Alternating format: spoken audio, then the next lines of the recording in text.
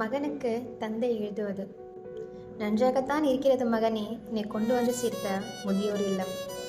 பொறுப்பாய் என்னை ஒப்படைத்துவிட்டு நீ வெளியேறிய பொழுது முன்பு நானும் இதே போல் உன்னை வகுப்பறையில் விட்டுவிட்டு என் முதுகுக்கு பின்னால் நீ கதற கதற கண்ணீரை மறைத்தபடி புறப்பட்ட காட்சி ஞாபகத்தில் எழுகிறது.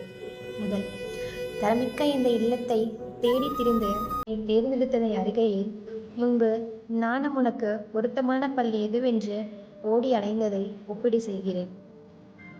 இதுவரையில் ஒரு முறை என் முகம் பார்க்க நீ விடாமல் போனாலும் என் பராமரிப்பிற்கான மாத தொகையை மறக்காமல் அனுப்பியதற்கு மனம் மகிழ்ச்சி அடைகிறது. நீ விடுதல் தங்கி படித்த காலத்தில் உன்னை நேரில் பார்க்க வேண்டும் என்ற ஆவல் இருந்தாலும் உன் படிப்பை நினைத்து உன்னை சந்திக்க மறுத்ததன் எதிர்வினையே இது என்று அறிகிறேன். நீ சிறு வயதில் சிறுக சிறுக சேமித்த அனுபவத்தை என் முதுமை பருவத்தில் முழுமையாக எனக்கே செலவு செய்கிறாய்.